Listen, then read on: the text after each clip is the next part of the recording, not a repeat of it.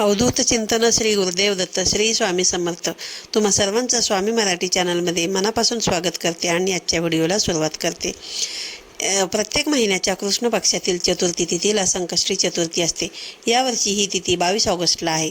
श्रावणातली पहिलीच संकष्टी चतुर्थी असल्याने या दिवशी शुभ संयोग सुद्धा तयार होत आहेत. यावर्षी श्रावण महिन्यातील संकष्टी चतुर्थी गुरुवारी येत आहे.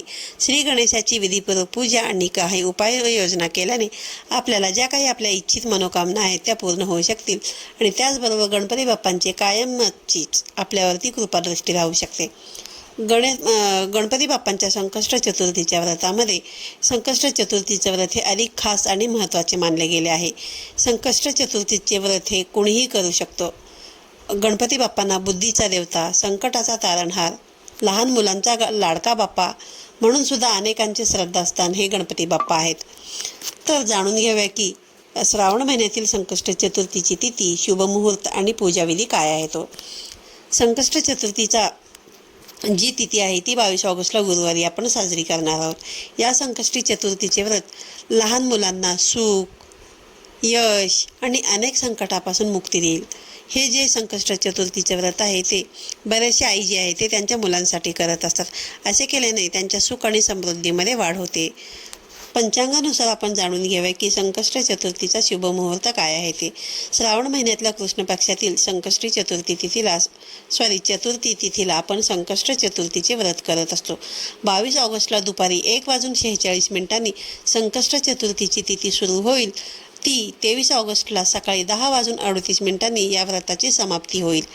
तर पूजा करण्याची ही जी वेळ आहे ती संध्याकाळी 6:40 ते रात्री 7:05 असणार आहे आणि चंद्रोदयाची जी वेळ आहे ती रात्री 9:02 आहे.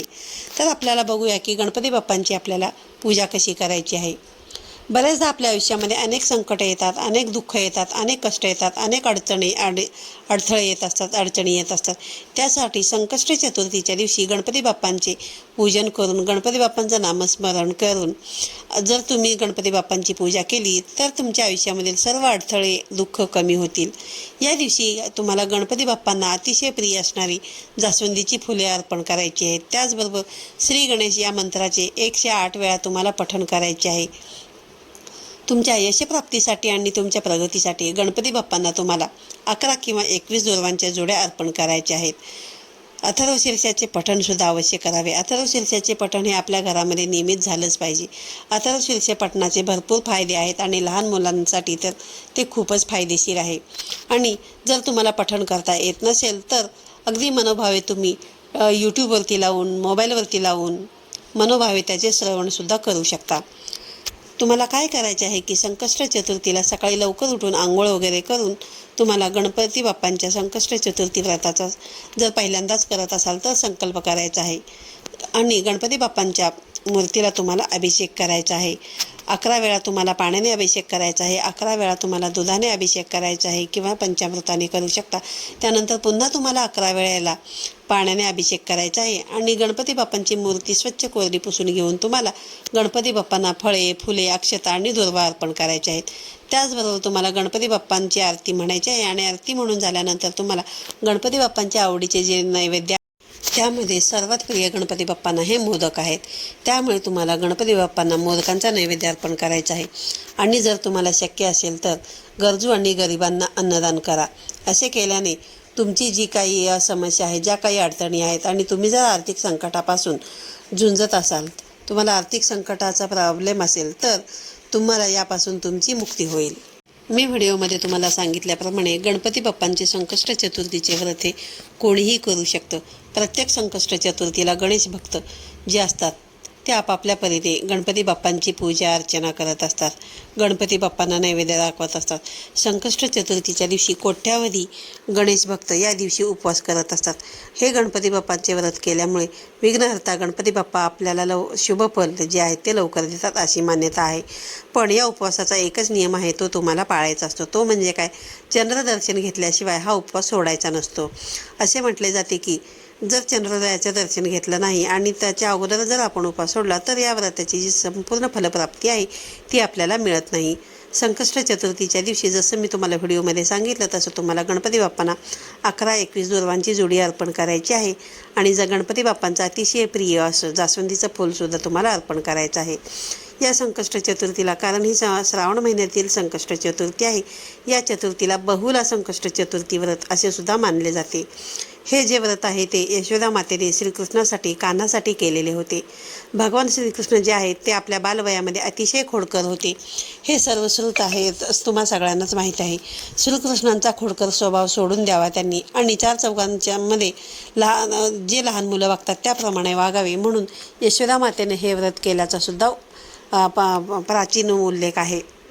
हजारो वर्षे हे व्रत भारतवर्षामध्ये आपल्या निष्ठेने पाळलं जातं. यामधूनच या व्रताची थोरवी आपल्याला दिसून येते. काही व्रत जे आहेत ते केवळ सेवा म्हणून निष्काम मनाने केली जातात, तर काही सेवा इच्छापूर्तीसाठी सुद्धा केली जातात. संकष्ट चतुर्थीचे व्रत इच्छापूर्तीच्या उद्देशाने बरीच जणं करत असतात. हे व्रत अगदी मनोभावे केले असता गणपती रायाची कृपादृष्टी आपल्याला लाभून आपली जी इच्छापूर्ती आहे ती पूर्ण होत असते. असा बऱ्याच जणांना अनुभवसुद्धा आलेला आहे आणि गणपती बाप्पा हे लवकर पावणारे देवता आहेत. या दिवशी उपवासाइतकेच उपासनेला सुद्धा महत्त्व आहे. आपली इच्छा आपण देवासमोर मनातल्या मनात सांगायची आहे आणि इच्छापूर्ती होण्यासाठी देवाकडे तुम्हाला प्रार्थना करायची आहे आणि तुमच्या इच्छेमागील हेतू जो आहे तो तुमचा शुद्ध आणि निर्मळ असला पाहिजे.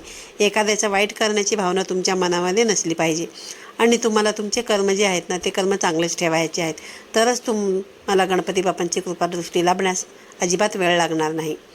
जसं मी तुम्हाला सांगितलं की या चतुर्थीला बहुला चतुर्थी असे म्हटलं जातं. बहुला चतुर्थी व्रत आणि श्रीकृष्णाचे पूजन. या दिवशी बघा बऱ्याचशा देशाच्या भागामध्ये बहुला चतुर्थी साजरी केली जाते. बहुला नामक गायीचे दूध श्रीकृष्ण जे आहेत ते लहानपणी ग्रहण करायचे. गोमातेसह या दिवशी बछड्याचेही पूजन करणे अत्यंत शुभ मानले गेले आहे. हे व्रत केल्याने मुलांचे कष्ट दूर होतात, दीर्घायुष्य प्राप्त होते अशी देखील मान्यता आहे. त्याचप्रमाणे बहुला चतुर्थीच्या दिवशी श्रीकृष्णाचे पूजनसुद्धा केले जाते. या सर्व अद्भुत योगांमुळे श्रावण महिन्यातील संकष्ट चतुर्थीला विशेष असे महत्त्व प्राप्त झालेले आहे. श्रावण संकष्ट चतुर्थीचे व्रत तुम्हाला कसं करायचं आहे का आणि पूजेसाठी काय केले पाहिजे, त्याचबरोबर उपाययोजना काय करायच्या आहेत याबद्दलचा संपूर्ण माहिती सांगणारा व्हिडिओ आपल्या चॅनलवरती अगोदरच केलेला आहे. त्याची लिंक मी तुम्हाला डिस्क्रिप्शन बॉक्समध्ये देते, तो तुम्ही जाऊन नक्कीच चेक करा.